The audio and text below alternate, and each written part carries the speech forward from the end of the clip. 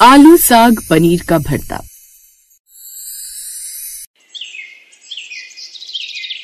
रुद्रपुर नाम के एक छोटे से कस्बे की गलियों में बसा था यादव परिवार।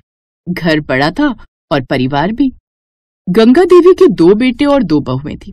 एक शाम उस घर की रसोई में घर की बड़ी बहू सुनैना ने तय किया कि रात के खाने में आलू साग पनीर का भरता बनेगा। तभी छोटी बहू राधिका ने अपनी जेठानी को टोकते हुए कहा, दीदी आज आलू साग पनीर का भरता। आप जानती हैं ना, पिताजी तो ऐसी चटपटी चीजें पसंद ही नहीं करते, उन्हें हल्की सब्जी चाहिए। सुनैना मुस्कुराते हुए बोली, अरे भरता हल्का ही होता है राधिका, पालक और साग में तो सेहत है, पनीर से ताकत और आलू से स्वाद। मुझे तो लगता है सब खुश हो जाएंगे, अब तो भरता ही बनेगा। हाय, मुझे मेरे बचपन की याद सता जाती है सुन के। ये सुनते ही राधिका की आंखों में हल्की चिंगारी चमकी। मतलब आप अपने मन की ही बनाएंगी, चाहे किसी को अच्छा लगे या ना लगे।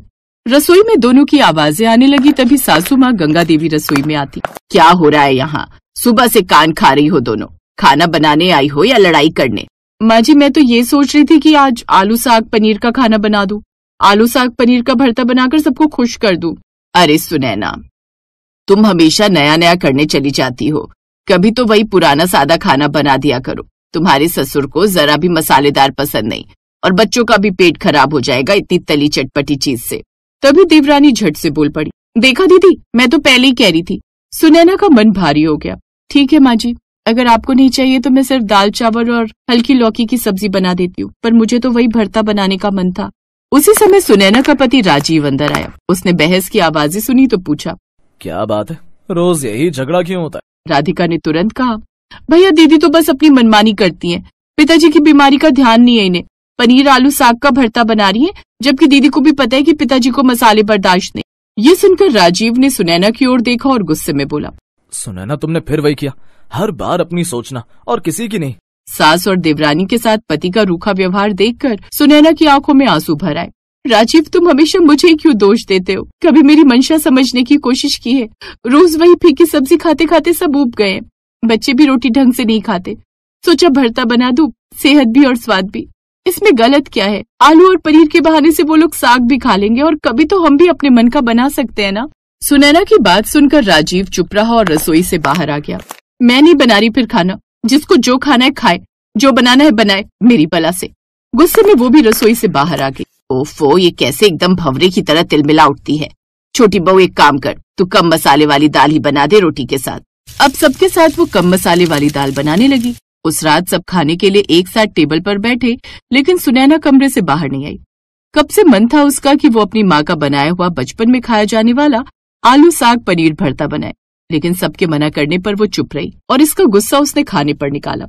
उस रोज ना तो उसने खाना बनाया और ना ही खाया। अगले दिन भी वो रसोई में गई और सबके लिए चाय बनाकर ले आई। फिर कुछ देर बाद, माँ जी नाश्ते में क्या बनाना है? इसमें पूछने वाली क्या बात है, जो तेरा दिल करे बना ले बहू।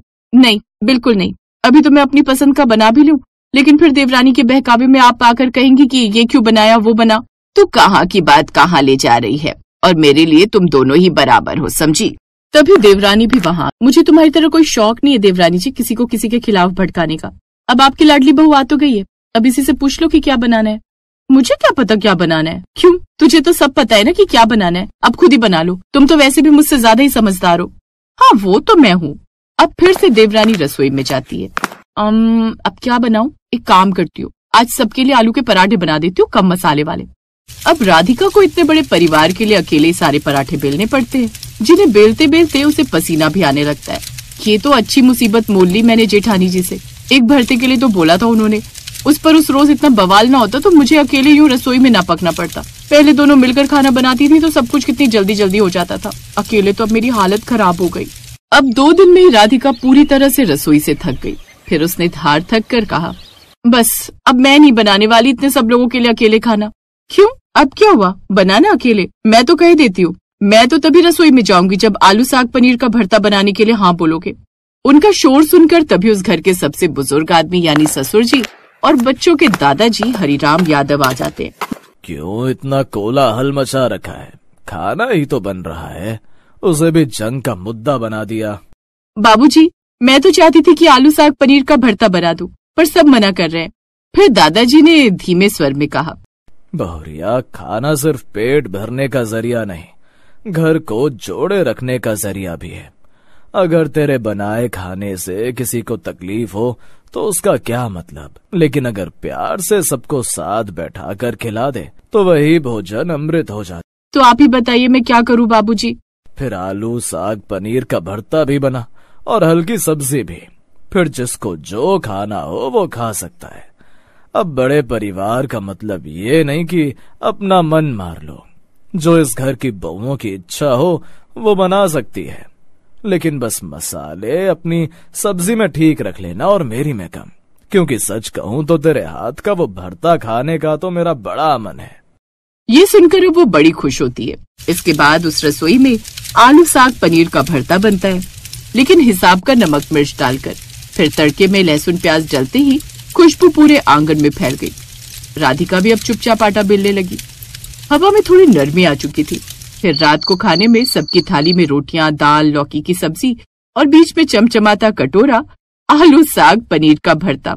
बच्चे सबसे पहले बोले, वाह मम्मी ने कमाल कर दिया, कितनी मजेदार खुशबू आ रही है। गंगा देवी ने भी जरा सा चखते ही कहा, अरे हाँ ये तो सच में हल्का और स्वादिष्ट है, ज्यादा मसाला भी नहीं है। फिर राजीव ने सुनैना की तरफ देखकर धीरे से कहा, माफ करना मैं तुम्हें समझ नहीं पाया, तुम्हारी मेहनत से ये घर जुड़ा है, वैसे सच में कमाल बना है। आलू साग और पनीर का मिश्रण जैसे परिवार के टूटे धागों को फिर से जोड़ रहा था। बच्चों की खिलखिलाहट, बड़े बुजुर्गों की संतुष्टि और सास बहू के बीच का नया विश्वास, सब उसी भरते में घुल मिल गया था। और रात के आखिरी कौर पर दादाजी ने कहा, याद रखना घर परिवार भी भरते की तरह है, अलग अलग चीजें मिलाकर ही स्वाद बनाती हैं। सिर्फ आलू हो तो बेजान, सिर्फ साग हो तो अधूरा और सिर्फ पनीर हो तो भारी, मगर मिल जाए तो अमृत। दादाजी की ये बात सुनकर सभी मुस्कुरा दिए। उस रोज का आलू साग पनीर का भरता पूरे घर की कड़वाहट को मिठास में बदल गया।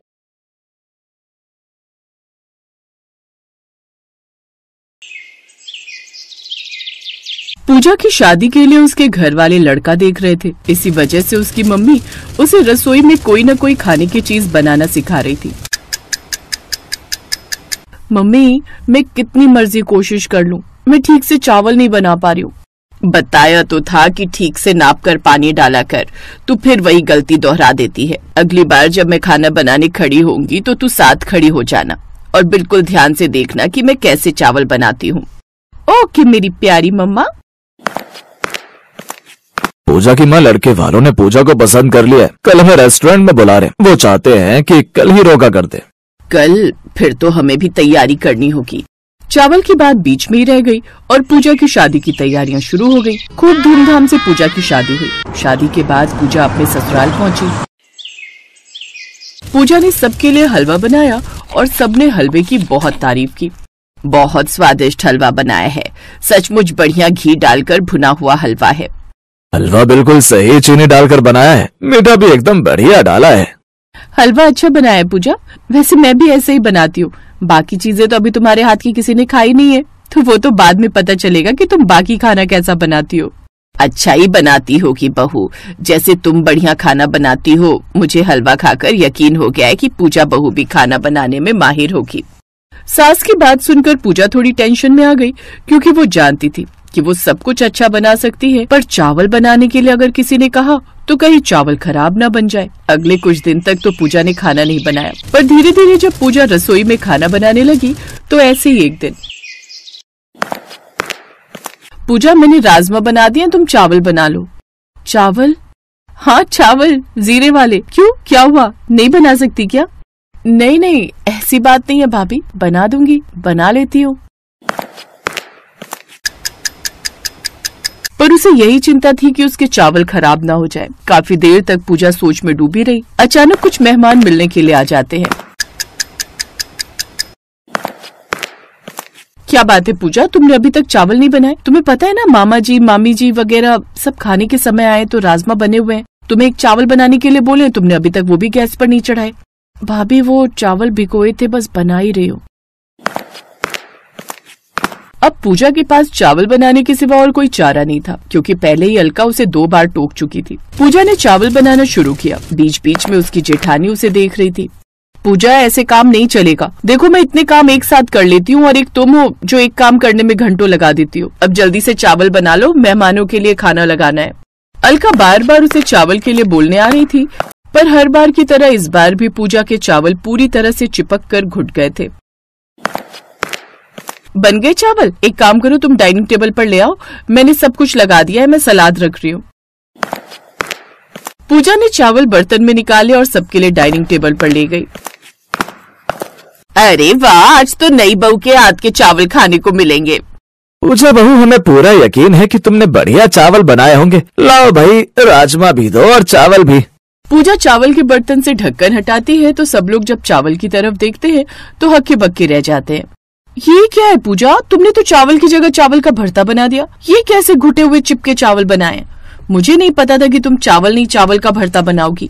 सॉरी, ये सच है, मुझे चावल बनाने नहीं आते।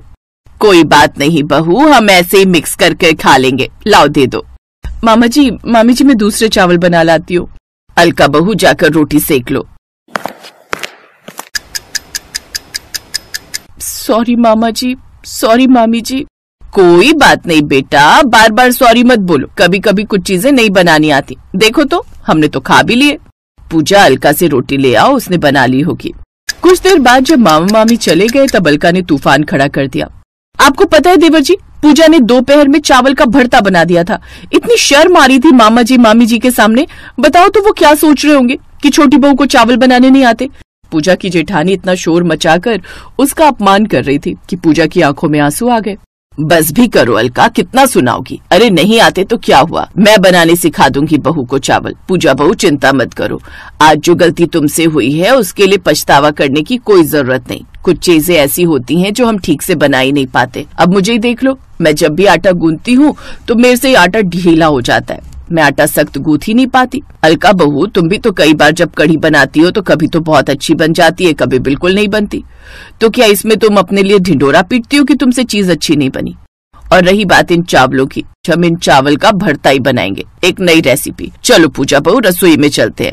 तुम मुझे प्याज, टमाटर, हरी मिर्च, लहसुन, अदरक सब कुछ काट कर दो, मैं इन चावल का भरता बनाऊंगी। और कल से मेरी ड्यूटी शुरू होगी तुम्हें चावल बनाना सिखाने की। अपनी सास की बात सुनकर पूजा के चेहरे पर सुकून की मुस्कान आ जाती है। पूजा की सास चावल का भरता बनाती है क्योंकि वो जानती थी कि पूजा ने भले ही चावल घुटे हुए बनाए हैं पर दिल से बनाए हैं, इसलिए वो पूजा के बनाए हुए चावलों का मान रखती है और सबको चावल का भरता बहुत ही टेस्टी लगता है। वाह प्रकाश की माँ, तूने तो नया ही तरीका अपनाया चावल से भरता बनाने का। बड़े स्वाद लग रहे हैं तुम। पूजा बहू, एक काम करो, तुम चावल बनाना सीखना छोड़ ही दो। तुम ऐसे ही चावल बनाया करो, तुम्हारी सास इनका भरता बना दिया करेगी। क्यों भाई? नहीं नहीं, चावल भी सीखेगी हमारी बहू। ये अलग बात है कि कभी कभी ये भी ट्राई किया करेंगे, पर बहू को मैं ऐसे चावल बनाना सिखाऊंगी कि चावल का एक एक दाना अलग होगा। अगर चावल खिले खिले बनाने हैं तो सबसे पहले उन्हें बनाने का तरीका सिखाऊंगी। कुकर में कैसे बनाने हैं, खुले में कैसे बनाने हैं, सब तरीके अलग अलग होते हैं। कितने चावल, कितना पानी, हर किसी का अपना हिसाब होता है, पर चावल ऐसे बने होने चाहिए कि बर्तन से एक दाना भी ना चिपके। वही सबसे बढ़िया चावल बनने की पहचान होती है। थैंक यू माँ जी, आपकी जैसी सास पाकर सचमुच मैं बहुत खुश हूँ। सॉरी पूजा, कल मैंने कुछ ज्यादा ही बोल दिया था, पर मैं भी तुम्हारी अच्छी वाली जेठानी हूँ। मुझे पता है भाभी, आप भी बहुत अच्छे हो और यहाँ पर सब बहुत अच्छे हैं। सब मुझे समझते हैं और बहुत प्यार देते हैं। पूजा की सास उसे चावल बनाने का सही तरीका बताती है। कुछ दिनों बाद पूजा बहुत अच्छे बढ़िया खिले खिले चावल बनाना सीख जाती है, पर कभी कभी उसके ससुराल में अब चावल का भरता भी बनने लगा, क्योंकि कहीं न कहीं पूजा के हाथ के बने चिपके चावल एक नई पसंदीदा डिश बन गए थे।